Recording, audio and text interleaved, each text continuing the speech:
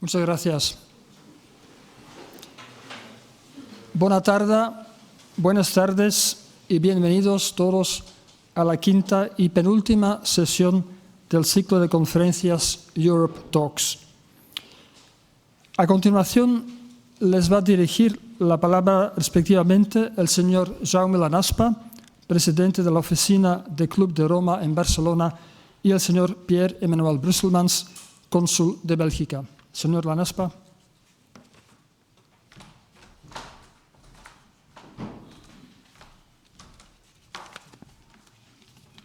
Buenas tardes. Bienvenidos nuevamente a esta sesión, a esta quinta sesión del ciclo promovido por el Consulado de Bélgica. Nunca sé si es Consulado a secas o Consulado General, pero en el caso, el ilustre Consulado de Bélgica en Barcelona, que tuvo la feliz idea de proponernos colaborar en este ciclo, al CIDOB, a nosotros, a la Fundación La Caixa. Entonces estamos encantados de haber llegado a la quinta sesión y le agradezco, obviamente, su iniciativa, agradezco al CIDOB la colaboración, agradezco a los asistentes una vez más su presencia. Algunos ya he visto que son repetidores, o sea que van bien encaminados para tener buena nota al final. El próximo día haremos la evaluación última del ciclo y agradezco particularmente a los ponentes, a Carmen Colomina y Héctor Sánchez. Anoche veía a Carmen en televisión y pensaba qué oportuno haber organizado esta sesión precisamente al día siguiente de las elecciones europeas y teneros a vosotros como ponente y moderador. Muchas gracias y nos hace mucha ilusión. Estamos expectantes por escucharos y aprender y disfrutar intelectualmente. Si me permitís, unas observaciones muy rápidas. Como no podemos evitar hacer alguna referencia a los resultados de las elecciones europeas de ayer y en particular en dos países, entre los países importantes que fundaron en su momento la Comunidad Económica Europea, Francia e Italia. Yo os confieso que soy francófilo, o sea, no pasa nada, no se puede ser muchas cosas en esta vida. Tengo la fortuna de tener varios nietos franco-hispano-catalanes, que además son del Barça, o sea, su madre y yo ya nos hemos ocupado de ello. Entonces, lo que pasa en Francia me importa mucho. Yo recuerdo cuando vivía ya hacia 1990, quería ser relativamente inteligente, un poco politólogo aficionado, y le dije a mi mujer, que entonces todavía me creía, no te preocupes que esto de Le Pen nunca pasará del 10%. Bueno, bien, como ven, mi capacidad para hacer pronósticos a largo plazo.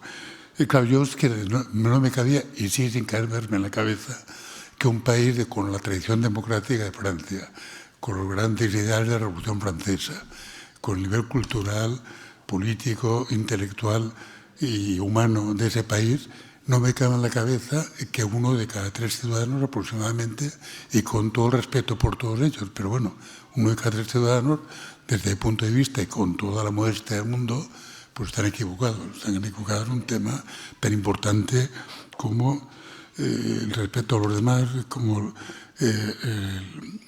la humanidad con los personas que vienen de fuera, etc. Bueno, en tantos temas importantes. Bueno, esta es la primera reflexión. Bueno, la democracia por sí sola ni siquiera la cultura y la educación nos curan o nos protegen contra las posiciones, digamos, radicales. Segunda observación.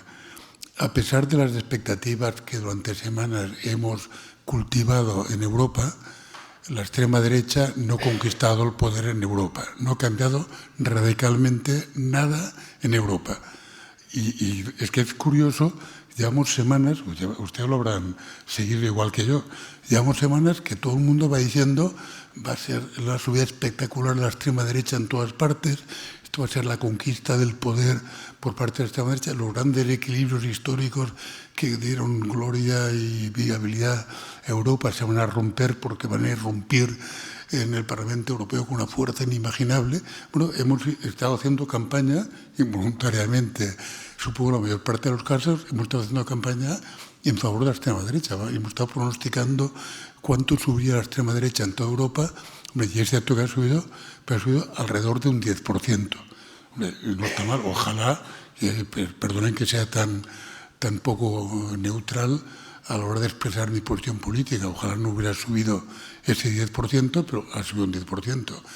Incluso hoy he leído en más de un sitio que la extrema derecha ahora en Europa, los dos grandes bloques de derecha extremo, de extrema derecha, ya suman más que el Partido Socialista Europeo.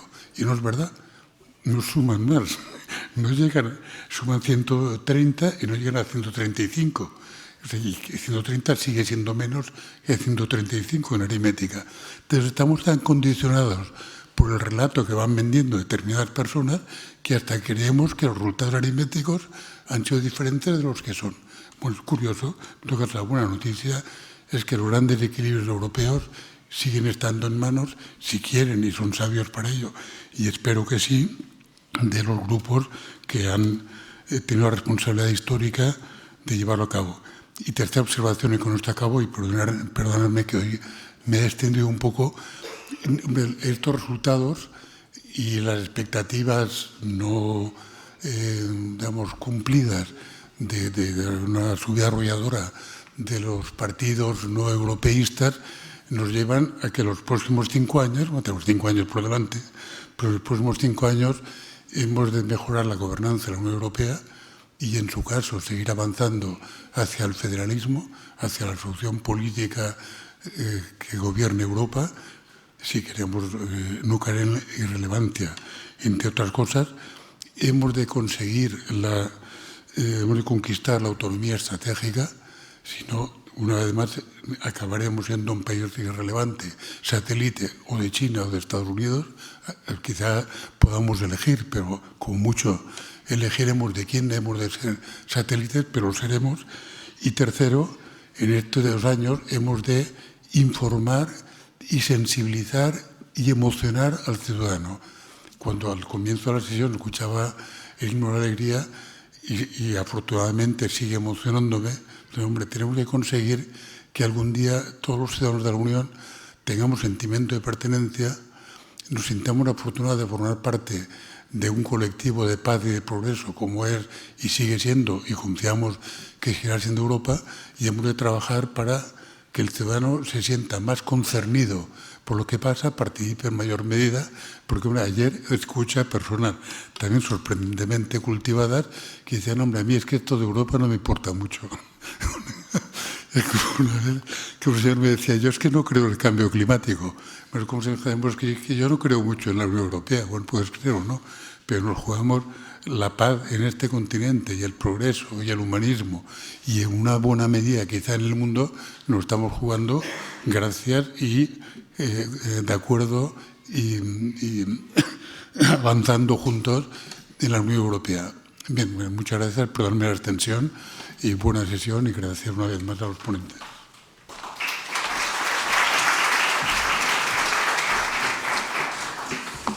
Muchas gracias, señor presidente. Dear panelists, dear colleagues and ladies and gentlemen, as it has already been said before, it's a pleasure to be here with you for this 5th lecture of Europe Talks. This is a cycle which is coming close to an end. Indeed, on the 18th we will have our last conference, which will be, let's say, the culmination of this cycle, but I'll speak afterwards. So, for the Belgians abroad, it was Wednesday. But for most of the Europeans, and I guess also here in Spain, of course, the big day was yesterday. Whilst political analysts are still analyzing the results and studying how it will impact the EU policies, we can safely say that disinformation has a growing impact on the outcome of elections. Polarization is growing and our democratic systems are being eroded from inside.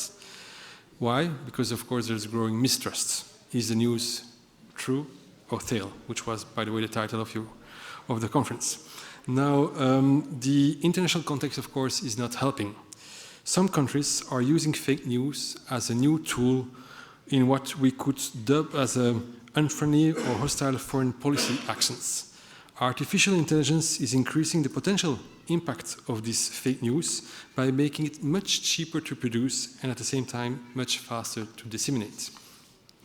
So what could or what should the EU and the EU member states do to tackle this growing problem?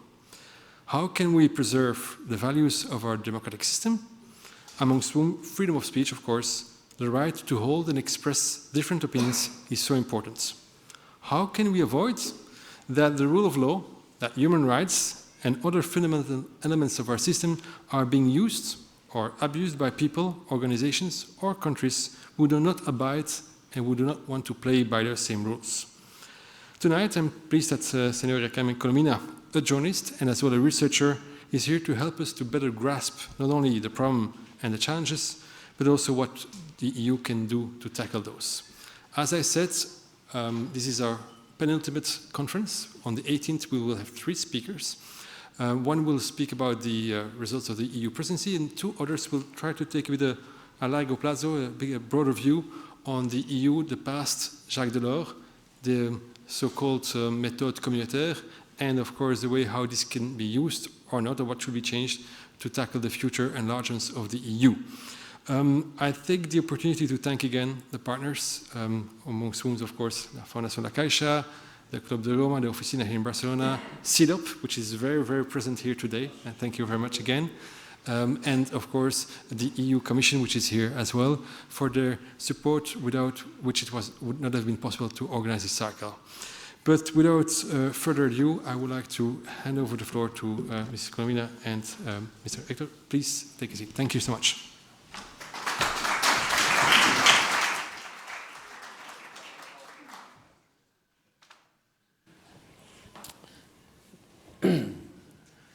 Vale, pues bueno, muchas gracias. Primero de todo, dar las gracias al Club de Roma y al Consulado de Bélgica aquí en Barcelona por la invitación. Es un placer estar aquí. Karma y yo tenemos resaca hoy, pero por las elecciones europeas. Resaca electoral. Resaca electoral. Pero esto hace que sea un buen día para hablar de desinformación. Yo creo que en las anteriores elecciones de 2019 había un poco más de pánico sobre el riesgo de sufrir un ataque de desinformación que en estas elecciones, porque veníamos de donde veníamos. Veníamos de Brexit, veníamos de Trump, veníamos de Bolsonaro también, si no recuerdo mal. Pero en estas elecciones, seguramente porque la Unión Europea estaba más preparada que en las anteriores, se ha hablado a lo mejor un poco menos, o esta amenaza parecía un poco más mitigada que en temas anteriores, pero es verdad que sigue siendo un tema. Y la Unión Europea seguramente se puso tarde a combatir la desinformación, ¿no? Se puso después del Brexit y después de Trump, pero como Karma explica muchas veces, las alarmas debieron saltar un poco a partir de la invasión rusa de Crimea en 2014. Y también es cierto que esto ha ido por países. No todos los países se han puesto a frenar la desinformación desde el principio, ¿no? Seguramente los vecinos de Rusia, que se han visto más afectados por el tema, se pusieron antes a hacerle frente, pero poco a poco todos los Estados miembros de la Unión Europea han identificado la desinformación como un problema hasta llegar al día de hoy. Entonces, para hablar sobre desinformación, no se me ocurre nadie mejor que Carme Colomina, que es investigadora senior en CIDOP, aparte es colega, es amiga y es mentora muchas veces, por lo tanto, tenemos suerte de que estoy aquí para hablar del tema. Carme. Muchas gracias, Héctor. Buena tarde y buenas tardes a todo el mundo. Gracias por estar aquí. Y bueno, tengo un poco de presentación, más de apoyo, porque las sigo solo virtualmente. Pero me parecía interesante que no tiene mucho sentido hablar de desinformación sin ser sinceros, antes de nada, a la hora de explicar que lo que ha cambiado es la información, ¿no? Nuestra relación con la información, cómo nos informamos, cómo hay un proceso de digitalización del espacio público, que es donde se conforman nuestras opiniones, que acaba modificando nuestro acceso a la información, incluso nuestra relación con la verdad, con aquello que llamamos verdad.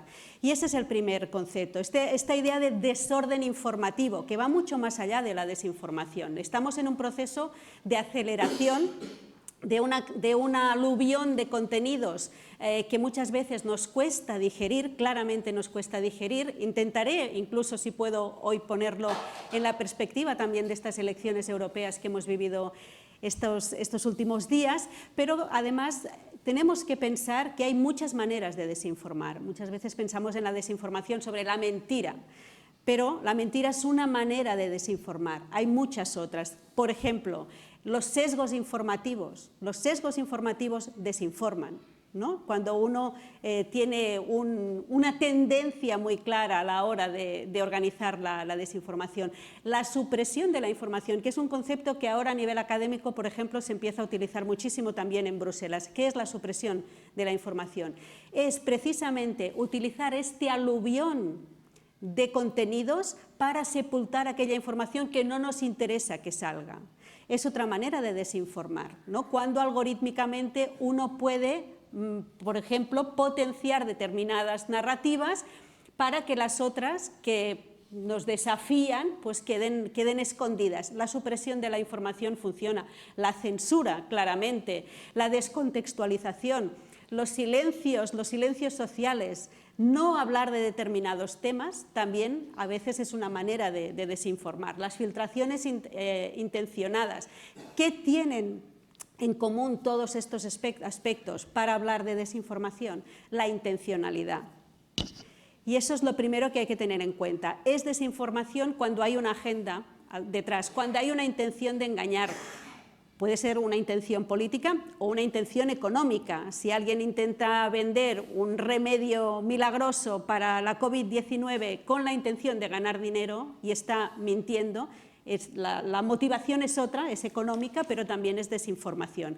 Por tanto, lo primero que hay que entender es que la desinformación implica intencionalidad. Si no hay intencionalidad, si lo que hay es un error, puede haber falta de ética periodística, pero no esta voluntad de desinformar adrede. Y esto creo que es importante. Otras maneras de desinformar que muchas veces no tenemos en cuenta, la precariedad laboral, cómo ha cambiado, ¿no?, la situación. Ya sé que ahora voy a hacer un poco de defensa del mensajero, ya que mi background es en periodismo. Es muy fácil culpar a la prensa, pero cómo ha cambiado el ejercicio del periodismo, también por el proceso de digitalización, por la inmediatez, ¿no?, que es una obligación, una urgencia de inmediatez que va contra la base del periodismo, que es el cuidar a tus fuentes, el contrastar, el tener tiempo para seguir la información.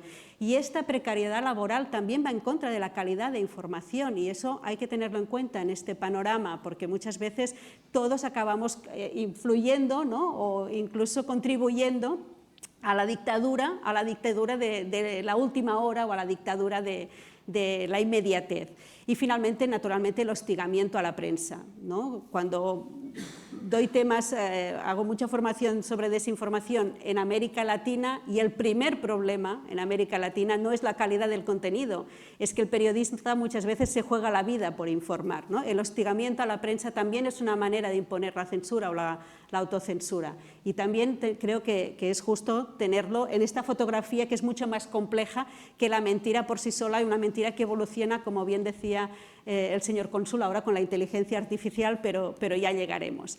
Total, que en este proceso que nos cambia nuestra relación con el contenido, en este proceso de digitalización han aparecido vulnerabilidades, nuevas vulnerabilidades. Hay 3 vulnerabilidades muy claras. La primera, y está relacionada con todo eso que iba diciendo, esta vulnerabilidad del sistema mediático, ¿no?, estos cambios tecnológicos, esta crisis del modelo de negocio que acaba influyendo en todo eso que apuntábamos hasta ahora. Hay una vulnerabilidad de la opinión pública por esta sobreexposición a contenido, a veces a contenido fabricado y a veces no, pero como tenemos esta sobreexposición, uno de los problemas de base es que cada vez nos cuesta más saber qué es verdad y qué no es verdad. Hoy hablaremos de la desinformación, pero en uno de los informes que publicamos en CIDOB cada año, de las tendencias del año que viene, en la tendencia de 2024 identificábamos precisamente cómo en los últimos tiempos el gran problema a nivel de la información no es tanto la desinformación o la calidad de la información, sino que cada vez más, hay estudios del Reuters Institute de la Universidad de Oxford que así lo confirman, cada vez hay más gente que declara que ya no quiere consumir información, que decide voluntariamente no informarse. Por muchas causas, puede que decida no informarse por la saturación, por esta sobreexposición al contenido. porque quizás le cuesta saber qué es verdad y qué no es verdad y por tanto ya no hace este esfuerzo. Quizás porque con esta sobreexposición a tanto contenido estamos expuestos, sobre todo muchas veces en estos últimos meses se ha visto, a unas imágenes también que pueden incluso violentarnos porque tenemos acceso a todo y muchas veces sin capacidad de filtro propio que nos acaba afectando. Por tanto, hay una vulnerabilidad de la opinión pública por esta sobreexposición, pero también porque en este cambio en nuestra relación con la verdad también ha cambiado qué determina qué es verdad. ¿Qué determina qué es verdad? Y seguro que han oído hablar de las burbujas, ¿no? De las famosas burbujas, cuando cada vez más la verdad o la veracidad la determina que aquellos con los que yo me relaciono lo vean igual que yo, ¿no? Esta confirmación de grupo que acaba elevando, digamos, a verdad aquellas afirmaciones compartidas. Y finalmente las vulnerabilidades cognitivas. Primero, porque a nosotros nos cuesta discernir qué es verdad y qué no es verdad, y ahora con la inteligencia artificial llegamos a un nivel todavía peor, porque ya no es la mentira de negro sobre blanco. Ahora con la manipulación de audio y de vídeo estamos todavía más expuestos. Ya no se trata solo de no creer aquello que leemos, con la manipulación audiovisual de la inteligencia artificial no creemos lo que vemos, ¿no? Es la muerte del ver para creer. Y eso ya no nos lleva a desconfiar de lo que leemos, nos lleva a desconfiar de nuestra propia percepción, de nuestra capacidad muchas veces de discernir si es verdad o no aquello. Y por tanto nos sentimos más vulnerables, todos somos más vulnerables también a todos estos cambios en el sistema informativo, en la esfera pública, por este proceso de digitalización al que estamos expuestos. Y quizás somos conscientes de eso, de cómo se ha complicado nuestra relación con la información, pero quizás no somos tan conscientes de qué consecuencias políticas o en nuestros derechos políticos puede tener, porque eso está reconocido por Naciones Unidas. Los derechos políticos dicen que todo el mundo tiene derecho a conformar su propia opinión sin injerencias, ¿no? Por tanto, la información veraz es un derecho y es un derecho que al final facilita muchos otros derechos. El primero, pues el derecho a la participación pública y a la conformación de opiniones también en función de libertad de pensamiento, ¿no? Y eso también creo que es importante tenerlo en cuenta porque demuestra que nuestra vulnerabilidad pues tiene unas consecuencias que van más allá. Perdonad que haga este inciso porque me encanta este tuit y siempre lo sigo utilizando. Es un tuit que hizo Donald Trump después de perder las elecciones, que decía en sus mayúsculas habituales que le encantan, decían: he ganado las elecciones. Pero lo que más me gusta es la respuesta, que luego aparece otro señor anónimo que no conozco debajo y le dice: no, tú has perdido las elecciones, son los demócratas los que han robado las elecciones a Bernie Sanders, que ya era rizar el rizo completamente. Es porque lo sigo utilizando porque creo que refleja un poco el paroxismo al que hemos llegado de, venga, a ver quién la dice un poco más grande, ¿no? Un poco mayor. Entonces, creo que como nuestra capacidad de conformar las ideas políticas, cómo estamos expuestos a esta realidad que va a una velocidad muchas veces que nos cuesta de entender, pero que incluso acaba determinando muchas veces nuestra participación electoral, y eso es importante. Decía además que ha cambiado nuestra relación con la verdad, porque ¿qué determina qué es verdad, ¿no? En tema de desinformación se habla muchas veces de la verdad. La verdad y qué es la verdad. Yo cada vez soy menos partidaria de hablar de la verdad. Yo prefiero hablar, cuando trato de estos temas, de la credibilidad. No tanto de la confianza, sino de la credibilidad. Creo que lo que necesitamos son fuentes creíbles, no fuentes de confianza, que también, pero, por ejemplo, en el marco, en España, en Cataluña, una de las redes por la que más se difunde la desinformación es por WhatsApp. Y en WhatsApp están nuestros grupos de confianza. Nos llegan a través de las personas con las que confiamos y con las que nos relacionamos. Por tanto, para mí la clave no es la confianza. Tenemos todo el derecho a confiar en todo el mundo. La clave está en la credibilidad. ¿no?, de aquellos que nos informan o que nos hacen llegar la información, y para mí es un tema clave. Esta cronología tan complicada, que seguro que no se ve a partir de la fila 3, y me disculpo, me parece que al menos sirve para reflejar una evolución que ya apuntaba Héctor, y que es una excusa, pero que explica un poco cómo empieza la Unión Europea a hablar de desinformación en 2015 y dónde estamos en 2024. Y nos sirve para ver cómo va aumentando la cantidad de medidas y la cantidad de respuestas de 2015 a 2023, y un poco el porqué. Porque el porqué de esta evolución también tiene mucho que ver con las elecciones europeas, y por eso me parece interesante que si ponemos este calendario al lado de cuándo ha habido elecciones europeas, cuándo se han celebrado, veremos que precisamente hay siempre una aceleración de medidas con esta idea de proteger un poco el sistema democrático, ¿no?, en episodios de desinformación, o a partir de haberse sentido vulnerable, digamos, en episodios democráticos. Voy a hacer un resumen rapidísimo, pero solo para reforzar la idea que apuntaba Héctor. Héctor, cuando tengas una pregunta me puedes cortar cuando quieras, porque yo hablo rápido. Y hoy que he dormido menos, creo que hablo más rápido.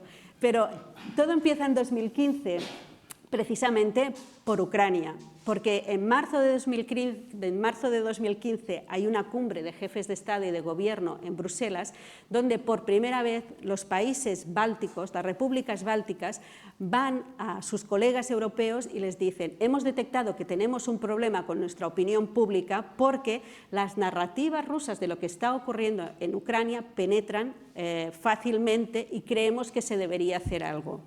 Es la primera vez que se plantea, 2015, es verdad, ha habido ya la anexión de Crimea por parte de Rusia, y el Consejo, bueno, en este caso el Consejo le dice al Servicio de Acción Exterior de la Unión Europea: plantéate qué podemos hacer, y se empieza de una manera muy incipiente, con una unidad de comunicación estratégica en el Servicio de Acción Exterior de la Unión Europea, que empieza a monitorear, a hacer algo en lo que la Unión Europea tenía experiencia, que es monitorear qué información llega y qué narrativas, ¿no?, están explicando esas informaciones. ¿Qué consecuencias tiene este primer paso? Tiene una consecuencia clave, y la apuntaba Héctor, y es que, como es una petición muy relacionada a qué está ocurriendo en Ucrania, la percepción de la desinformación como un problema tiene mucho que ver con tu posición en el mapa y tu relación con Rusia y lo que está ocurriendo en Ucrania. Por tanto, durante un tiempo hay una percepción a varias velocidades. Hay unos países miembros de la Unión Europea que creen que la desinformación es un problema, y otros que creen que no les afecta porque no tienen ningún problema en su opinión pública con lo que está ocurriendo en Ucrania, y por tanto la percepción de riesgo es distinta, y entonces cuesta mucho más a nivel europeo buscar una respuesta consensuada. Ese es el primer reto. El segundo reto, y aquí llega 2016, es que cuando se celebra el referéndum del Brexit y Donald Trump, nuestro amigo, llega a la Casa Blanca, entonces se da una vuelta de tuerca más. Ya no es solo qué está ocurriendo en Ucrania, sino que resulta que puede haber efectos electorales, ¿no? Puedes tú, al menos, no sé si manipular, pero sí que puedes crear ciertos estados de opinión de una manera mucho más efectiva. Y a partir de aquí empieza un encargo a un grupo de alto nivel para que reflexione a nivel europeo qué es la desinformación, y empiezan a plantearse qué puede hacer la Unión Europea para lidiar con la desinformación. Pensemos que en 2017, después de esta experiencia de 2016, en 2017 hay elecciones en los Países Bajos, en Francia y en Alemania, y también empieza a haber episodios, y naturalmente en 2019 habrá elecciones europeas, y dicen: vamos a poner ya las bases porque vendrán elecciones europeas, y el miedo a la extrema derecha, ¿no?, nos puede alterar un poco. Y aquí es donde empiezan las primeras respuestas. Y es importante porque hay una reflexión de la Unión Europea. ¿Qué puede hacer la Unión Europea como tal en tema de desinformación cuando hay una percepción de riesgo distinto en Estados miembros, cuando hay unas legislaciones distintas en Estados miembros? En Alemania hay una legislación muy potente contra el discurso del odio que les daba un instrumento, por ejemplo, para actuar en casos de desinformación. En Francia, como habían vivido su propio episodio desinformativo contra la campaña de Macron en 2017, las medidas que tomaron internamente eran más de poder actuar en tiempo de elecciones, en tiempo de campaña electoral, contra medios que difundieran desinformación. Los suecos dirían, nosotros nunca tomaríamos medidas contra un medio. Por tanto, había percepciones y respuestas distintas. ¿Dónde podía marcar realmente la diferencia la Unión Europea? Por arriba, es decir, negociando con las grandes plataformas tecnológicas, sentando en una mesa a los representantes de las grandes plataformas tecnológicas, porque no es lo mismo. Antes de empezar a hablar de las plataformas tecnológicas, es porque, o sea, ahora que empezaremos a hablar de las plataformas tecnológicas y que es donde la Unión Europea decide actuar, esto es porque se entiende que la desinformación viaja mayormente a través de estas plataformas digitales, pero a veces también hemos hablado del papel de otros, digamos, medios comunicativos en ¿no? esparcir desinformación. Sí, bueno, eso ya va más allá, pero sí, voy a hablar de esto también. El tema de las plataformas tecnológicas, ¿por qué es importante? Porque del Brexit se aprende, ¿no? Hubo un escándalo que no sé si les sonará, Cambridge Analytica, ¿no? De una consultora que, a partir de los datos de Facebook, había podido personalizar mensajes políticos, ¿no? Para convencer, ¿no? A los votantes del Brexit a partir de eso, ¿no? De mensajes fabricados o a medida, digamos así, fabricados a medida de los electores. Por tanto, sí que hay una percepción precisamente de lo que implica la capacidad algorítmica de fabricar mensajes a medida, que antes no teníamos antes de las redes sociales. Eso es lo primero. Lo segundo, que si algo ha cambiado, porque la desinformación, no nos engañemos, ha existido siempre, probablemente, ¿no? Los expertos que escriben sobre desinformación siempre empiezan hablando de la Guerra de las Galias, ¿no? Y de Julio César escribiendo su versión de la Guerra de las Galias como el primer texto desinformativo. Es verdad. La propaganda política ha existido siempre. ¿Qué cambia con el proceso de digitalización? Cambia la velocidad, la capacidad y la cantidad. Y eso es lo que aumenta la sensación de vulnerabilidad. Por tanto, aquí sí que entran las plataformas tecnológicas porque son las aceleradoras, ¿no? Y el espacio. Y ese es el primer gran paso que da la Unión Europea, precisamente la de sentar en la mesa a las grandes plataformas, porque no es lo mismo ir al señor Zuckerberg y decirle que uno representa a más de 400 millones de usuarios que si representas a 18 o a 40 millones. Y aquí es el primer nivel. Y de hecho, la Unión Europea sienta un precedente global, porque por primera vez, aunque sea de manera voluntaria, se pone en práctica un código ético, un código de prácticas donde las grandes plataformas tecnológicas, las grandes redes sociales se comprometen por primera vez a poner orden o al menos a intentar ver qué está pasando en las plataformas, qué ocurre con su algoritmo. Y parece una tontería, pero es que tenemos que entender que hasta 2018, hasta que se escribe ese código, las grandes plataformas, las grandes redes sociales vivían con el argumento de que ellas eran unas meras autopistas, que no tenían ninguna obligación editorial ni responsabilidad editorial sobre aquello que se compartía, cosa que tiene cualquier medio de comunicación, que si miente se le puede... Y peor aún, que se vendían como un espacio de libertad democrática donde cada uno podía expresar su opinión. Que de hecho lo es, no nos engañemos. Yo creo que de hecho lo es. O sea, creo que es muy importante poner límites y poner orden, pero también es importante no criminalizar las plataformas tecnológicas, porque hay partes del mundo donde son una herramienta de empoderamiento de personas que no tienen acceso sino precisamente a los medios de comunicación tradicionales, no aquellos que tienen el monopolio. Y hemos visto campañas de movilización en pro de derechos políticos en el continente africano muy importantes. Por tanto, las redes sociales también son un instrumento de empoderamiento social y político, y eso no hay que perderlo de vista. Lo que es importante es tener estos espacios, digamos, libres de injerencias, o al menos con unas limitaciones y unas reglas claras.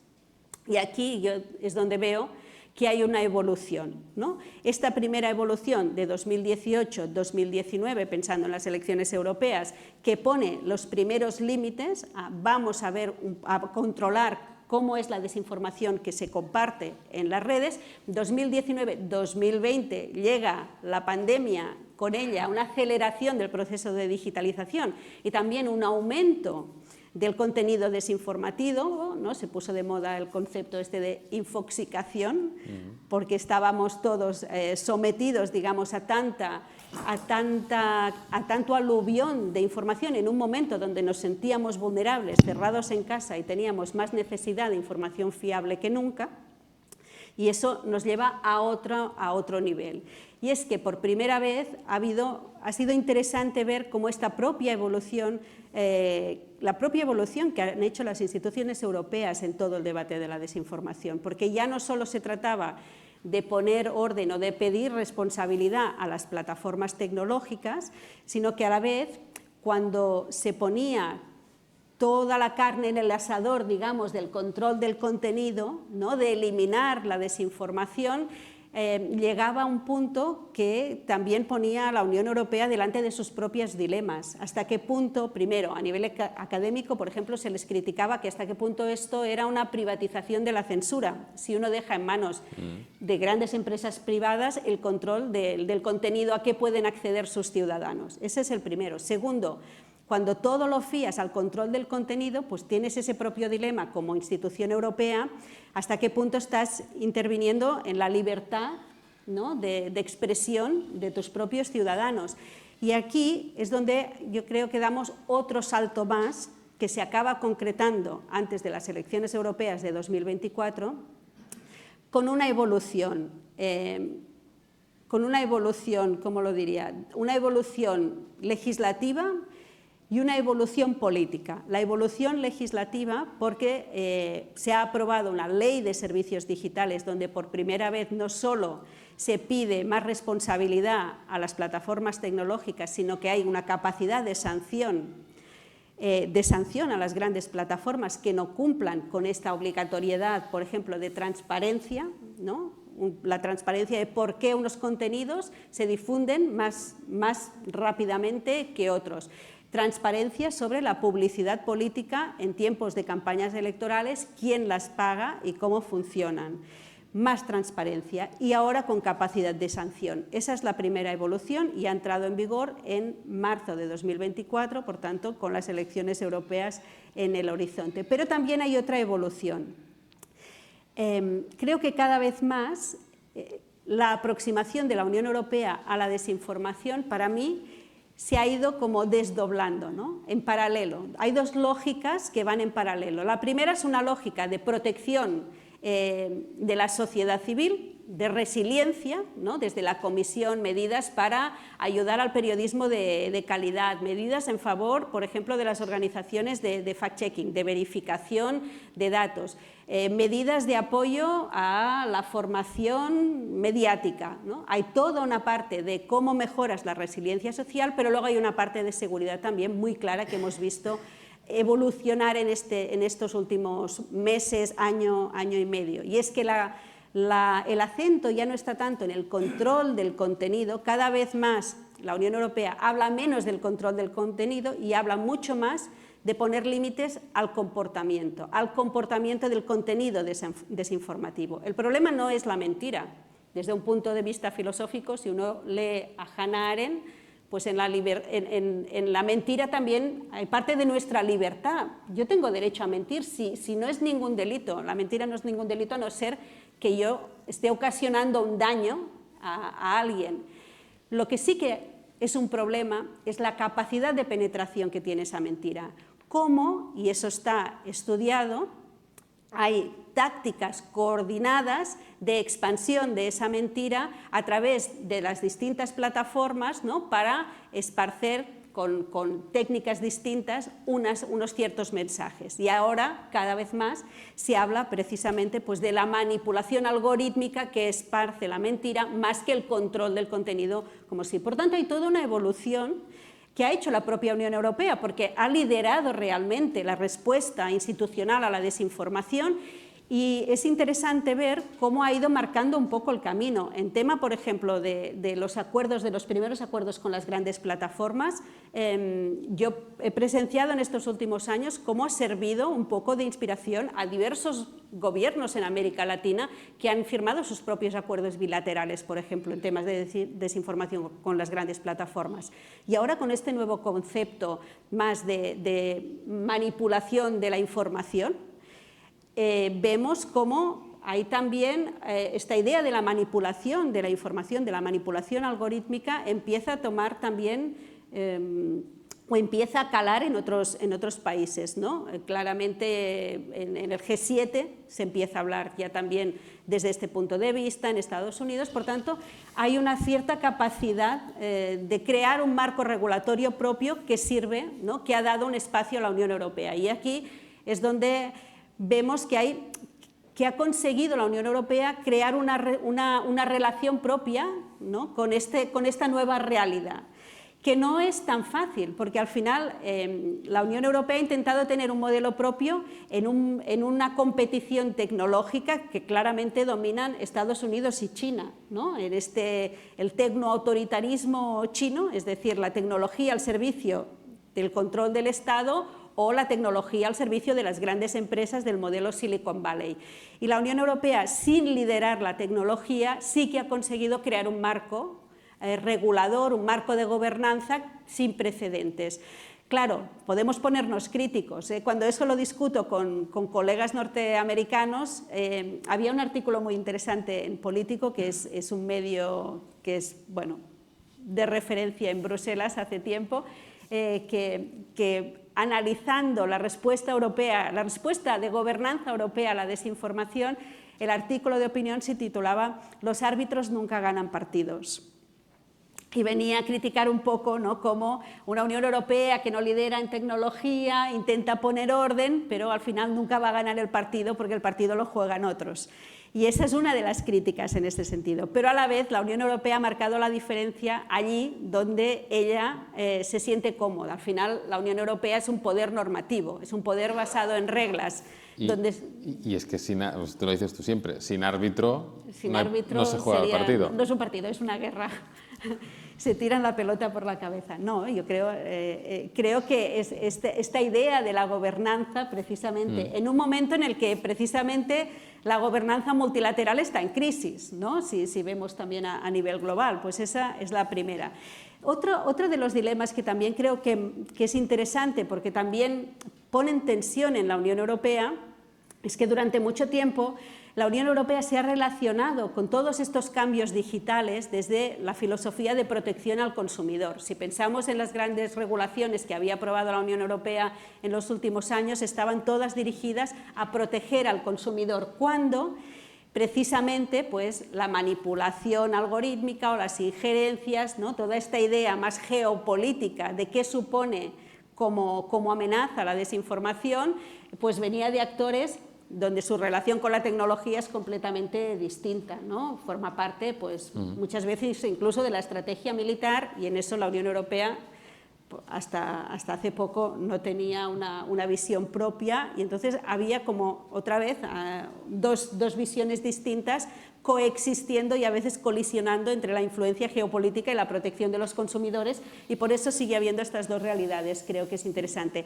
El concepto del efecto Bruselas, que lo que viene a decir, y está estudiado, es hasta qué punto pues estas regulaciones que la Unión Europea aprueba pensando en el marco europeo acaban más o menos inspirando, teniendo unas consecuencias, acaban también modelando, por ejemplo, la propia actuación de las redes sociales. Yo creo que las propias plataformas tecnológicas han acabado pasando su propia crisis reputacional, cuando han quedado en evidencia los hechos del Capitolio, claramente, fueron una crisis reputacional para unas grandes plataformas que se ven señaladas con el dedo porque han alimentado precisamente, ¿no?, toda esta sublevación o actúan como espacio, digamos, para determinados mensajes. Y finalmente, el reto de la Unión Europea, el reto de la Unión Europea, también una conciencia más que ya el problema no es solo la veracidad, la mentira o cómo lidiar con la desinformación, sino, y este es otro paso más, cómo consigue la Unión Europea que su mensaje sea fuerte, atractivo y presente en las redes sociales. Y utilizo esta imagen que ahora voy a explicar por qué. Esta imagen es de uno de los camiones rusos con ayuda médica que envió Rusia a Italia en los primeros momentos de la pandemia. ¿Y por qué utilizo esta imagen? Porque yo creo que hay un antes y un después de ese momento. En esos meses yo participé en un encuentro off the record, que dicen los periodistas, con personas de las instituciones europeas que trabajaban en desinformación, y ellas mismas reconocían cómo se habían sentido superadas por este momento. Este momento es un despertar, que el problema ya no es solo la información, porque estos camiones llegaron de verdad a Italia con ayuda humanitaria. Los aviones chinos con ayuda humanitaria de China llegaron a los aeropuertos en Roma para facilitar. El problema es cómo estas imágenes y estos mensajes dieron la vuelta al mundo y dominaban las redes sociales, y en cambio, pues la apertura de corredores humanitarios entre Estados miembros para facilitar la distribución de ayuda de emergencia sanitaria, o la atención de pacientes de un país miembro de la Unión Europea en el sistema médico de otro país. Nada de lo que estaba haciendo la Unión Europea conseguía los titulares muchas veces ni en los medios de la Unión Europea, ¿no? Ni en medios europeos. Por tanto, el problema ya no era solo la mentira, sino también la capacidad, tu propia capacidad de potenciar tu relato de las cosas. ¿Qué está ocurriendo? Ya no es solo la mentira, es que necesitas capacidad de comunicación estratégica para que tú al menos puedas competir en igualdad de posibilidades, ¿no?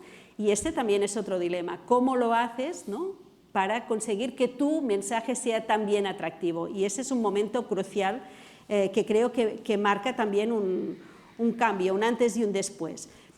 Para terminar, porque quiero que Héctor me haga preguntas, pero sobre todo que ustedes me hagan preguntas, quería incidir con esta idea de que ya voy apuntando que al final la aproximación a la desinformación tiene distintas lógicas, que hay que actuar desde el punto de vista de la ciudadanía y desde el punto de vista de la seguridad, pero insistir que cada vez está más claro que al final necesitas actuar desde muchos niveles distintos. No hay una solución mágica contra la desinformación, y de hecho la palabra, el concepto de moda un poco en Bruselas es que al final esto es una respuesta de toda la sociedad, que se necesita actuar desde distintos tipos o desde distintos espacios y con distintos actores. Es decir, uno necesita pues las respuestas para mejorar la identificación de la desinformación. Para eso pues hay que ayudar, por ejemplo, a las organizaciones de verificación, al periodismo de investigación, mejorar la calidad periodística. Por tanto, necesitas trabajar pues o con la academia, con los medios de comunicación, con ONGs, con las organizaciones de verificadores.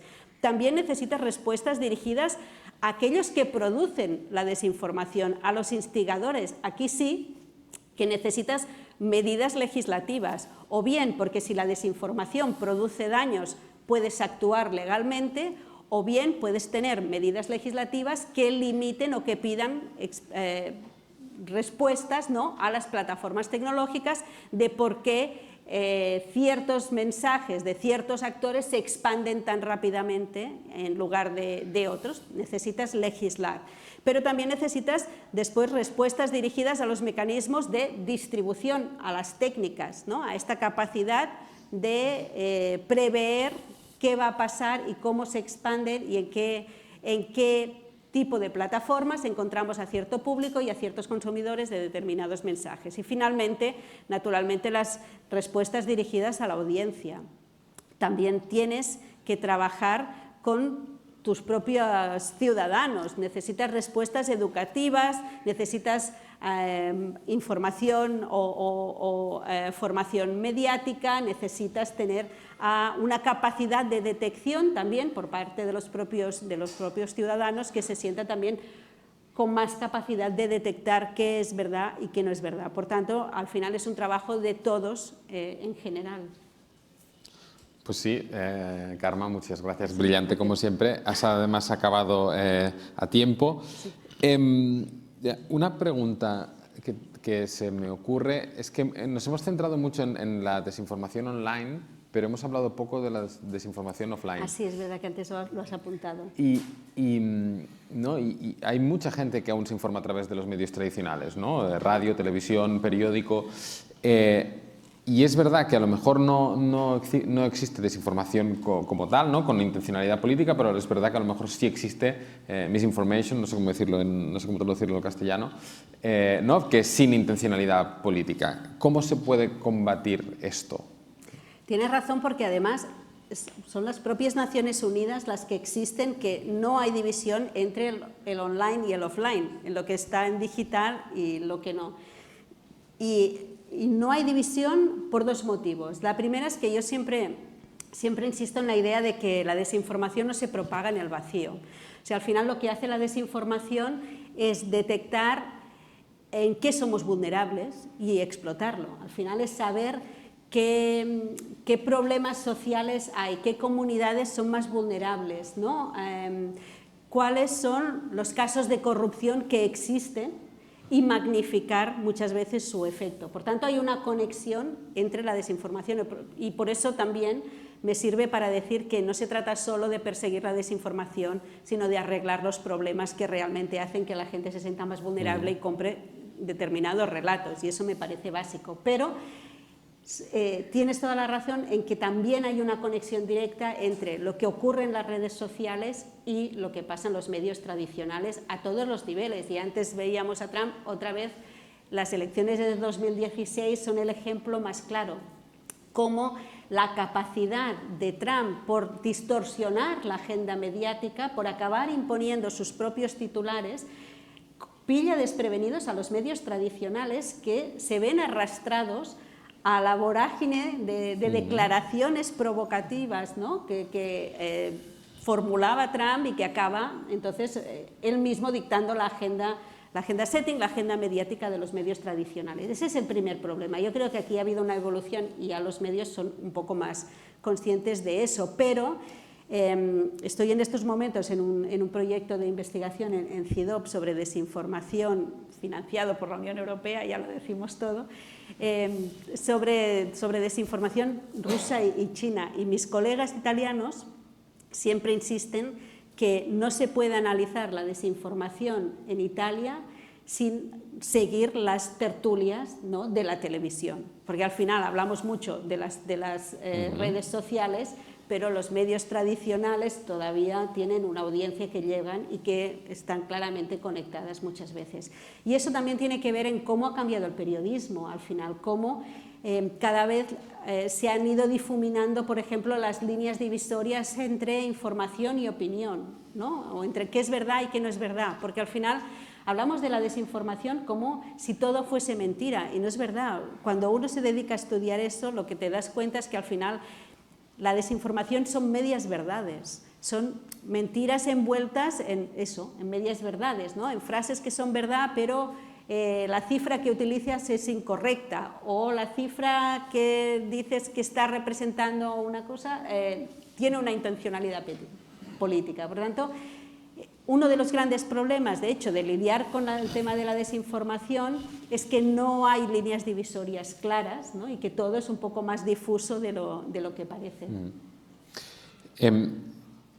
Sé que tú cuando explicas el problema de la desinformación no lo enfocas así, pero para que quede claro para la audiencia, es cierto que hay mucha desinformación que viene de terceros actores, ¿no?, como puede ser Rusia y China, siempre pensamos en ellos cuando hablamos de desinformación, pero también es cierto que a nivel interno, ¿no?, si hablamos a nivel de Unión Europea, hay actores que también desinforman, ¿no? Y en estas últimas elecciones europeas, el caso español es paradigmático, hemos visto cómo la desinformación, esto lo ha dicho un colega mío de CIDOB, la desinformación se ha institucionalizado en el Parlamento Europeo a través de la figura de Alvise, ¿no? ¿Esto cómo se para? Si es que se puede. Ya. Bueno, esta pregunta tiene mala intención, porque él sabe que yo soy muy crítica con esta idea. Creo que ha sido que ha sido un problema durante mucho tiempo hablar de la desinformación como un fenómeno externo en la Unión Europea. Creo que ha sido un error pasar tanto tiempo diciendo que la desinformación era un problema, era una amenaza rusa, porque entonces aquellos que no se sentían amenazados por Rusia no tenían un problema de la desinformación, cuando estamos en un momento donde lo de interior y exterior ya no existe en este mundo, que está hiperconectado. Lo que pasa fuera pasa dentro, y eso no solo en la información, a todos los niveles. Entonces yo siempre... Es verdad que yo siempre he insistido en esta idea que la desinformación es un problema, venga de donde venga, y que si la desinformación, sobre todo, lo que hace es buscar nuestras vulnerabilidades internas, el problema es interno. Uno tiene que trabajar las dificultades y las vulnerabilidades internas, aunque es verdad que en el lenguaje, cuando el problema viene de fuera es una amenaza y cuando el problema viene de dentro es una vulnerabilidad. Eso ya hace que el lenguaje ayude. Pero realmente es igual, las vulnerabilidades es lo que nos hacen también más proclives, ¿no?, a que haya un malestar y un descontento que se puede explotar. Y por eso yo siempre insisto, tienes razón en esta idea. El cómo se para es mucho más complicado. Si lo supiese igual me estaría incluso dedicando a otra cosa. Pero básicamente, o sea, cómo se para... Cuando acabo de mostrar este gráfico, que lo que necesitas son al menos 4 tipos de niveles distintos de respuesta. Se para creando conciencia, y creo que ha habido un aumento de la conciencia. Hace 5 o 6 años, cuando el Eurobarómetro, estas encuestas de opinión de la Unión Europea, le preguntaba a los ciudadanos europeos si creían que se encontraban con desinformación en su vida diaria, yo creo que los que decían que sí estaban alrededor de un 37% y hoy deben estar alrededor del 70 o del 67%. Hay una conciencia de que la desinformación es una realidad y de que nos cuesta más creer en aquello que encontramos. Creo que ese es el primer paso. El segundo paso, y por eso también me declaro crítica con las medidas, yo soy muy sincera y luego me encanta cuando no están de acuerdo conmigo y lo podemos discutir, pero por eso yo también soy muy crítica con las medidas de eliminar el contenido desinformativo, porque creo que no educan. A mí personalmente, que alguien decida por mí qué puedo ver y qué no puedo ver, a mí no me gusta. O sea, creo que tengo derecho incluso a desinformarme si quiero, partiendo de esta, sé que es polémico, pero en cambio estoy muy a favor de medidas alternativas que ahora se empiezan a discutir y que de hecho se contemplan en la Ley de Servicios Digitales, como la de etiquetar el contenido, es decir, obligar a las plataformas que si uno recibe una información, yo puedo recibir un mensaje en X ahora que diga, porque me ha pasado, me pasó una vez, iba a retuitear, un amigo mío periodista publicó un análisis y como lo conozco, confío en él, iba a retuitear el artículo directamente y Twitter me dijo, ¿estás segura que no quieres leer este artículo antes de retuitearlo? Pensé, wow, ¿qué ve? Sí, yo creo que eso es mucho más educativo, porque al final es un aviso. Y además hay estudios que demuestran, y ya está estudiado eso, demuestran que es verdad que estas etiquetas no cambian las convicciones de las personas, que tampoco se trata de cambiar las convicciones de las personas hasta cierto punto, pero sí que desincentivan el compartir, por ejemplo, y eso ya es muchísimo, ¿no? Y al final, porque al final, si eliminamos el contenido, ¿hasta qué punto estás infantilizando al usuario, decidiendo tú qué es lo que no pueden leer o lo que deben leer, ¿no? Me gusta mucho una frase de Harari en uno de sus libros que empieza diciendo, ¿qué es la verdad hoy en día, ¿no? La verdad es el primer resultado que te sale en una búsqueda de Google. ¿Qué determina la verdad hoy en día? Y ya sé que es muy filosófico, pero es que hemos llegado a este punto de que nos estamos planteando las cosas más básicas. Por eso yo soy muy partidaria en ese sentido de todas aquellas medidas que ayuden a que nos planteemos cosas, a que rebajemos la intensidad y rebajemos la velocidad y en cierto punto ya estamos llegando. Creo que hay una parte del periodismo que ya empieza a plantearse cuál es su función y su función va mucho más allá de ser el primero en dar una noticia, ¿no? Y el problema es que aprendemos a base de golpes, ¿no? cuando ya hemos erosionado bastante la conversación pública.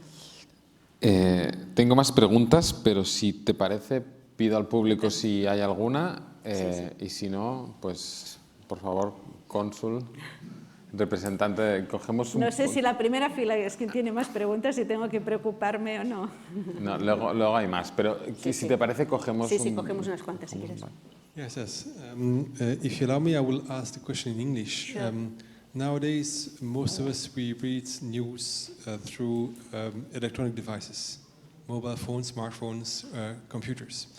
There are also means which makes that when we are looking at social media as a way of informing ourselves, that algorithms see what we like to read and what we don't like to read.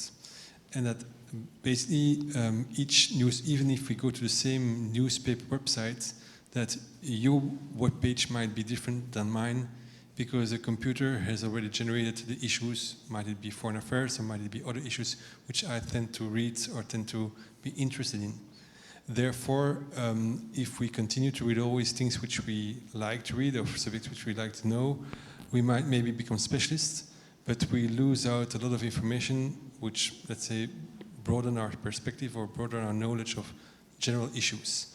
And that is also a weakness or vulnerability, as you used the term, that we can maybe not read the same newspaper but not read the same news, and therefore actually have very different perspectives and be reinforced in our opinions in one side, while we never receive information which might actually put in question what we are used to read or what we think. Thank you. What can we do against that? Sorry, that was in the end my question.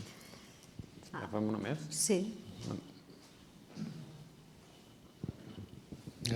Gracias, Karma, por tu presentación magistral.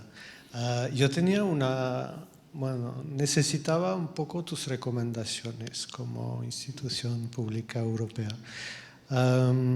Es cierto que somos la Comisión Europea, la Unión Europea, un poder normativo, como lo has dicho, y esto es un poco nuestra zona de confort. Por eso hemos podido adoptar tan rápidamente GSA, EA y otros. Luego, donde todavía estamos dudando un poco más de lo que veo es el poder geopolítico que necesitamos hoy en día en las guerras híbridas y todo lo que tú has mencionado. Y aquí veo que nos cuesta mucho ganar esta batalla de los relatos. Y nos cuesta también, pienso, pero quería tener tu punto de vista sobre esto, porque hay cierta tensión entre nuestro modelo democrático y el hecho de poder ganar esta batalla de relatos. Si miras el difícil relato sobre las sanciones hacia los medios de propaganda ruso como democracia, es muy difícil tener un relato que parezca coherente sobre esto. De la misma manera, cuando miramos, es mucho más fácil para un líder supremo tener un relato que luego tiene una ramificación en todos los sistemas o ecosistemas de difusión en un país autocrático que cuando tienes muchos oponentes o muchas voces, como lo hemos tenido en las elecciones europeas. Mi pregunta para una recomendación tuya es, ¿estamos condenados a perder el relato de las batallas o también hay puntos fuertes nuestros como Unión Europea que podríamos potenciar? Tens prou? Bueno, sí? No, per si vols. Vale, Com anem de temps? Jaume, volies fer fem l'última i després ja... Sí. Yo me he quedado con la duda si te leíste el Twitter y retuiteaste o no lo de tu colega periodista. No era esta broma. Yo lo retuiteé. La cuestión es, yo soy absolutamente escéptico respecto a la capacidad o la voluntad o la potestad o la intención de las grandes plataformas de autorregularse o de responder a cualquier tipo de ética universal, a cualquier tipo de humanismo, de respeto. De manera que soy absolutamente escéptico, porque hay pruebas evidentes y reiteradas del grado de cinismo con que han venido actuando estas plataformas. No hay ningún poder compensatorio que pueda impedir actuaciones no éticas. Entonces, lo único que nos queda a la humanidad, y perdona que dramatice, lo único que nos queda para proteger a los ciudadanos es la Unión Europea, el único poder capaz de regular. Por eso me gustó lo del efecto Bruselas. El efecto Bruselas me ha encantado, porque es realmente una demostración de que la Unión Europea sí sirve para algo, sí protege al ciudadano, y entonces, y no solo al de la Unión Europea, sino al ciudadano de todo el mundo. Entonces la pregunta concreta sería, esta labor benefactora, digamos, y útil, deseable, por parte de la Unión Europea, ¿qué podría hacerse para que el ciudadano sea consciente de ello? Porque lo único que nos queda es cuando los agricultores se quejan de que Europa solo sabe hacer normas y burocracia. Y es una caricatura, pero el relato que se impone es el de que la Unión Europea sirve para dar de comer a cientos de miles de funcionarios que hacen normas arbitrarias. Perdona la caricatura, pero para contrarrestar esta, es una fake news, pero también muy introducida y que algunos grupos tienen interés en promover, ¿qué podría hacerse para dar a conocer estos efectos que llamaban benefactores de la Unión Europea al ciudadano medio? Bueno, se podrían explicar en las campañas a las elecciones europeas, dos partidos políticos podrían explicar esto, ¿no? Por ejemplo. Sí, empezar por ahí. Bueno, pues hacemos esta primera ronda. I can answer in English if you prefer. This is a very interesting question because to a certain point, to personalize content is good. I mean, it's not bad per se. The problem is that we have to train our algorithm. So we need a healthier diet when going online. So if we used to be people reading different newspapers offline before, we can do that online. If we try to follow in X those who doesn't think as I do, but try to read what do they think, I mean, the algorithm will be a little bit more, at least, dubitative about what I'm interested to. So that's the first thing. We can train the algorithm. That's one thing. But I have to admit that I've talking to young people lately. I've discovered. Well, I've been thinking a lot about this because I admit that I have a relation with the algorithm, very critical relation with the algorithm. For me, the algorithm is this shady thing. I don't get how it works, but tries to decide for me. But then when I was talking to teenagers, for them, the algorithm is kind of part of their digital identity. It's not bad per se. It's some kind of a common or a safe place for them. Because the algorithm is what gives them a space where they will only be confronting those things that they like. They want to be confronted. You know, I was discussing, I'm sorry for the personal anecdote, but I had this discussion with my daughter after the attacks of the 7th October, that those images were all around in TikTok. My daughter, 19, I asked her, did you saw those images in TikTok? And she said to me with pride, my algorithm won't give this to me. And that was something positive for her. So for me, it's something shady. For them, is a shield. And I thought, oh my God, I've been researching on the algorithm, and the way I look at it is completely different as other generations are dealing with the algorithm. And we should also take this into account if we try to build an answer.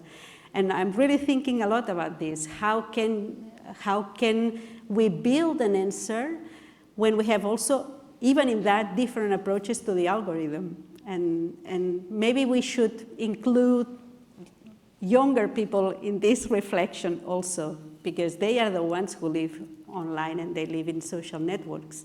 So this is really one challenge. But a lot is being done now, especially with young people teaching. There are so many programs to go to the secondary schools to help them to know how to relate in social media, what are the risks, how it is to disinform. It's called in fact, there is a whole theory from Cambridge University that it's called the theory of the virus inoculation, which says that if you teach children or young people to how easy it is to disinform, then they will be much more aware of the risks. But I also have some kind of dilemmas with this idea, because if we teach young people not to believe in anything they get, as a society, I'm also having troubles with this idea. If the solution is not to believe, no? So I'm sorry because I don't have the answers. There's no answer here. Okay, so no, em sap greu. El tema del poder geopolítico, de las guerras híbridas, para mí esta es, en castellano, la madre del cordero, porque cómo combatir la desinformación desde la legalidad a los principios democráticos y sin dejar de ser lo que somos. Y para mí ese es el gran desafío en estos momentos de las instituciones europeas, claramente. Y es muy complicado, porque yo veo estos dilemas a todos los niveles, a todos los niveles. El nivel que estaba hablando de cómo posicionar tu propio mensaje. Hace poco hablaba con un funcionario de la Comisión Europea en Bruselas que decía que ellos mismos tienen este dilema interno de si tienen que aconsejar a sus responsables de comunicación el uso del algoritmo para potenciar sus mensajes. Porque eso lo hace cualquier agencia de comunicación en estos momentos, lo pueden hacer, ¿no? O la compra de cuentas, ¿no? Y la propia Unión Europea tiene que utilizar técnicas, por ejemplo, de amplificación algorítmica, o no tiene que utilizar técnicas de amplificación algorítmica. Los partidos políticos, los gobiernos después van a regular y aprobar la ley de servicios digitales, pero los partidos políticos usan estas técnicas de amplificación algorítmica de sus mensajes. O sea que al final estamos llenos de contradicciones en cómo nos relacionamos, y para mí ese es un problema. Y al final es un problema geopolítico y es un problema político, porque en la medida que apuntabas perfectamente, por ejemplo, de prohibir, ¿no?, la distribución o el acceso a RT. Para mí eso es una medida política y nada más, porque hay estudios académicos que han comprobado perfectamente cómo el año pasado había 300 páginas digitales en la Unión Europea, que se consumían en la Unión Europea, que reproducían perfectamente el contenido de RT sin llevar el logo de RT. Por tanto, tú no estás prohibiendo el acceso a ese contenido, estás prohibiendo el medio, es político, porque el contenido va a llegar igual. El contenido va a llegar igual. Y aquí es donde, entonces, has renunciado a parte de los principios democráticos y el resultado es muy limitado. Y ese es un dilema. Otra vez, no tengo solución. No, yo no tengo solución, pero tengo posición. Y mi posición es no renunciar a lo que somos. Porque ya estamos perdiendo tanto, venimos de unas elecciones europeas donde ya estamos perdiendo tanto, que si vamos a renunciar como estrategia, no sé, yo no estoy de acuerdo. La autorregulación de las plataformas, es verdad, la autorregulación de las plataformas no funciona, o sea, sirvió como mensaje y sirvió para visualizar que hay una responsabilidad de las plataformas, pero hay estudios que demuestran perfectamente que al final el 90% del contenido que se eliminaba de las plataformas no tenía que ver nada con la desinformación, sino que era contenido que no respetaba las normas de uso de la propia plataforma. Por lo tanto, el efecto es menor. Pero ahora sí que hay leyes que van más allá de esta autorregulación. Y aquí es donde está la diferencia de 2024 con la Ley de Servicios Digitales y, por ejemplo, la Ley de Inteligencia Artificial, ¿no? Que también es una ley pionera. Bueno, he de decir que los chinos también tienen ley sobre inteligencia artificial que regula sus usos. Pero la inteligencia artificial o la ley de inteligencia artificial de la Unión Europea es pionera en el sentido que pone límites a los usos de la inteligencia artificial, crea un sistema de gradación de qué está permitido, qué no está permitido, qué usos son no aceptables en la Unión Europea, por ejemplo, el uso de la inteligencia artificial para el monitoreo en tiempo real en espacio público, ¿no? El famoso control de la ciudadanía en espacios públicos, pues eso está categorizado como que es problemático en la Unión Europea y así. Y como mínimo tienes esta capacidad, otra vez más, de protección al usuario, pero esta vez, y esta es la gran diferencia de lo que había hasta ahora, con capacidad sancionadora, que es un paso más que da la Unión Europea en este proceso de regulación. ¿Puedo decir en inglés? Sí, claro. Me expreso una opinión. Però, espera, perdona, es que hay turnos de palabras. Es que él también había checat abans. Bueno, pero déjame guiar un poco el debate porque si no, no sirve de nada que yo esté aquí. Aparte de ti, ¿quién quería preguntar? Vale, hacemos 1, 2 y 3. 1, 2 y 3. Sí, ya, pues, hay mucha gente que está... ¿Hay micro o no? Vale, pues 1... ¿Quién había levantado la mano por aquí? 2 y 3. Un poco de orden, porque si no, por favor, intentar ir rápido en las preguntas, que no sean comentarios. Yo ya seré más corta en las respuestas. Gracias, Carmen. Just a quick perspective over the theme is I feel that the policies of the EU are more reactionary to outside. And when you said menace or a vulnerability, it comes from inside or outside. I think we're not tackling the problem which we should act ourselves to. Let's say the human being is like a recipient that you fill with quantity of information, or you enrich him with quality of information that himself can be his own algorithm at the end. And I think a really good thing would be actually to which my impression we're losing now is the concept of space for a debate, for example. Maybe that would be a really good thing to maybe authoritarianize, put an authority that actually would oblige the media to have a space for debate every day for all type of audiences, whether online, instead of changing algorithm. So the debate is missing, so we don't actually constitute our own ideas. And I think that's much more important than defending ourselves from threats, because if we're strong ourselves as individuals, there is no threat, so, yeah. It raises a lot of questions. Gracias por su presentación. Yo estoy un poco conectado con su pregunta sobre cómo la Unión Europea puede luchar contra eso y cómo ganar. Porque yo soy de Ucrania y finalmente yo recuerdo que en Ucrania un día el gobierno cerró 3 canales de televisión, así les quitaron la onda. Y en el occidente, en la Unión Europea, se fue tomado por algunos políticos como violación de libertad de expresión y contra la democracia. Pero estamos en Europa del Este en tal punto que sí hay que tomar decisiones drásticas así, detener periodistas que están financiados por el Kremlin o quitar la licencia de los medios de comunicación. Al final, si las narrativas y relatos fueran repetidas en redes sociales, como usted dijo, que sí, quitar la RT no significa quitar la propaganda rusa, pero me parece que me gustaría también entender su opinión si estas decisiones drásticas la Unión Europea también tiene que tomar, o sea, cerrar medios, etc. Sí. Sí, es que no lo entiendes.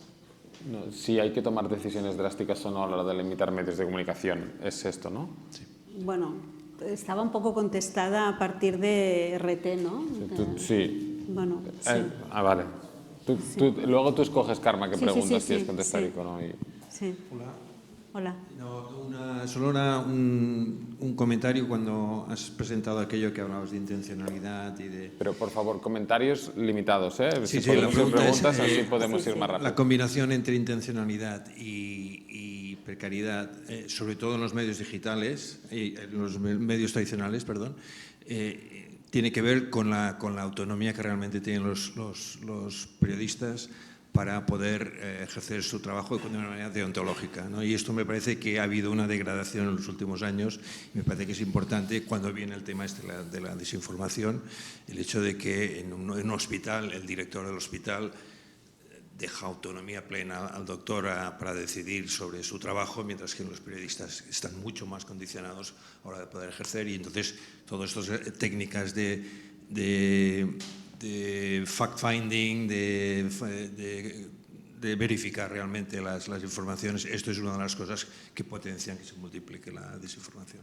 ¿No cree que esto se debería reforzar un poco más? Porque esto ya se habló, hace muchos años que se habla de esto.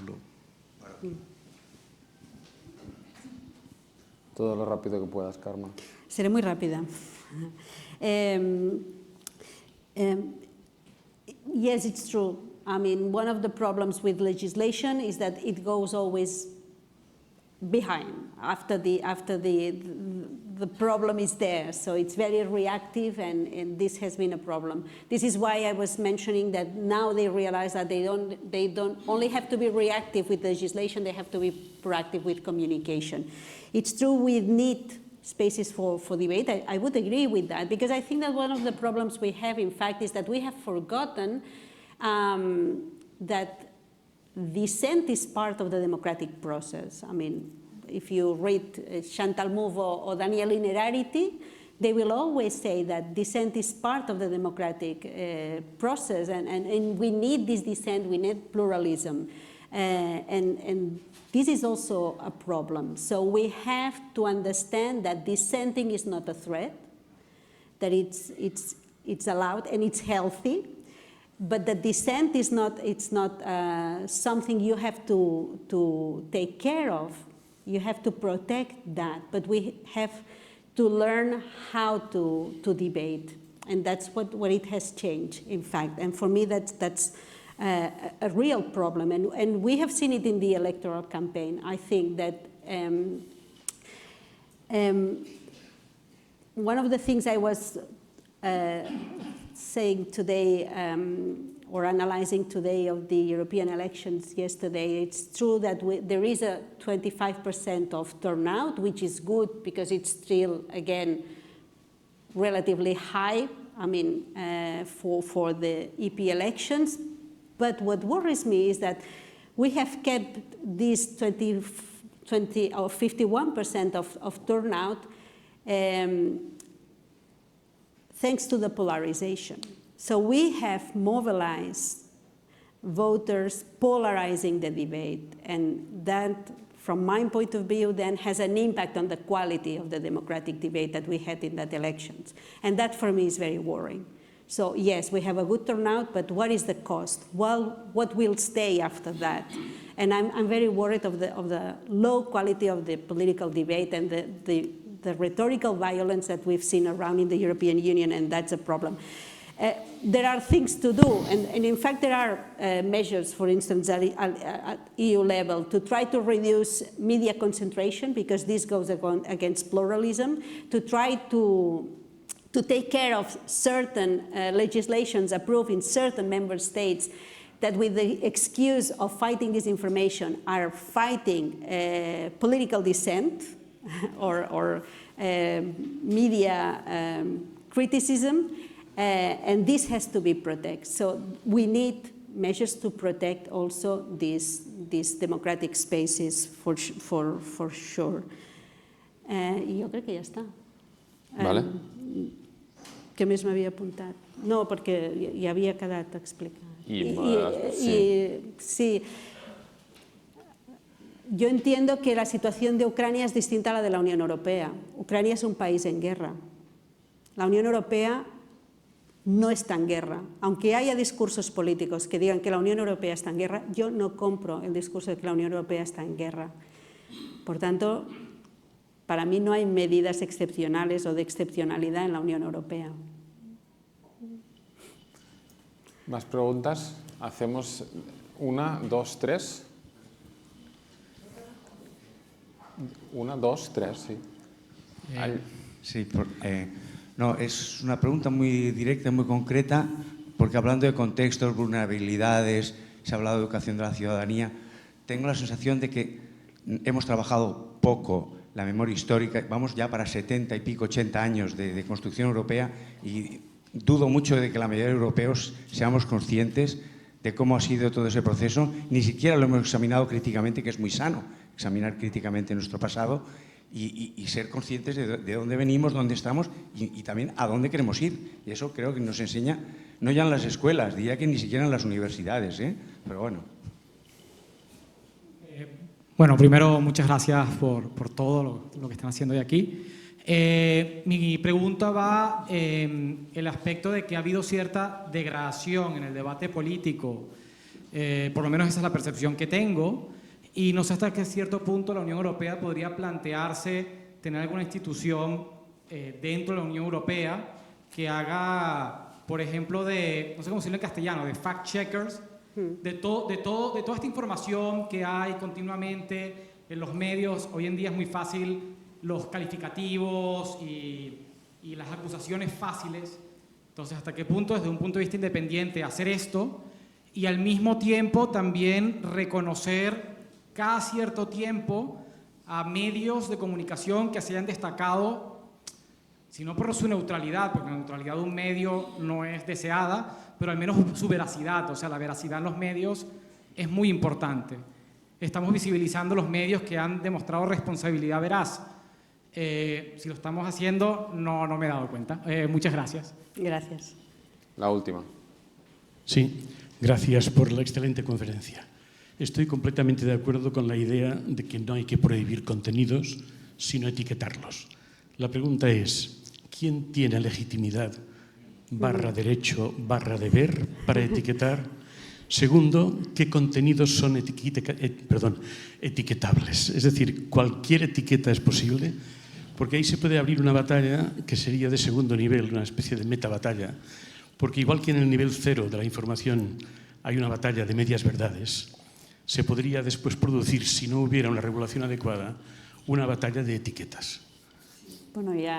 Y eso sería. Y con las medias verdades no se juega. Y dijo don Antonio muy sabiamente, nunca digas media verdad, dirán que mientes 2 veces cuando digas la otra mitad. Està molt bé.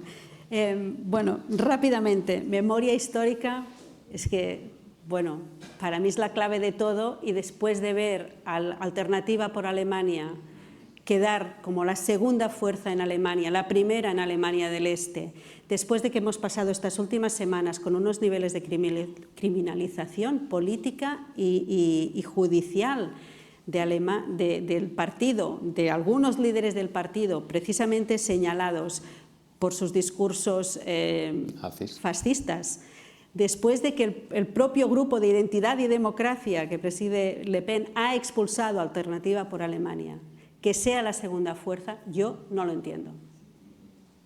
Y si llego a entenderlo, creo que todavía me preocupa más. Y sí, estoy anonadada. Para mí es una de las cosas que me desconciertan más de lo que ha pasado estas últimas horas, claramente. Los verificadores a nivel institucional, cuando el tema de la verificación empezó a principios de 2018, hubo un intento en el Parlamento Europeo de decir, pues crearemos una unidad que diga, que señale qué información es buena o no es buena. Bueno, antes de un mes ya tenían un increíble problema con el propietario el director de un medio holandés que se puso hecho una furia cuando se vio en la lista de noticias que no eran verdaderas, porque ellos decían que eso no era desinformación, eso era un punto de vista crítico. ¿Y dónde está la diferencia? O sea que las instituciones europeas entendieron muy rápidamente que no son las instituciones las que tienen que hacer verificación, que la verificación es mucho más efectiva cuando lo hace la propia sociedad civil, que la hagan los propios periodistas, que determinen los periodistas quién está haciendo buen periodismo y quién no está haciendo buen periodismo, qué es verdad y qué no es verdad. De hecho, tengo un amigo profesor de periodismo académico que dice que él está en contra de la verificación porque si hubiera buen periodismo no haría falta verificadores. Pero necesitamos verificadores en estos momentos, pero es mucho más efectivo que lo haga la propia sociedad civil, porque todo forma parte de este empoderamiento de la sociedad civil. ¿Quién tiene que etiquetar? Naturalmente, estaremos en otro nivel de dilema, pero será exactamente lo mismo, porque al final siguen siendo plataformas de propiedad privada. Van a etiquetar las plataformas de propiedad privada. Pero en cualquier caso, esta misma plataforma de propiedad privada es la que me está eliminando contenido. Que me lo etiquete, yo ya decidiré yo, perdón porque voy dando golpes, ya decidiré yo. Naturalmente, también podré cuestionar su etiqueta, pero al final todo nos llevará a plantearnos, a hacernos más preguntas. Que creo que lo que necesitamos es hacernos más preguntas, tener tiempo para hacernos más preguntas, ¿no? Vale, pues hacernos todos más preguntas. Muchas gracias, Carme, muchas gracias a todos vosotros por aguantar toda la conferencia y por acompañarnos esta tarde y nos vemos el día 18. Muchas gracias.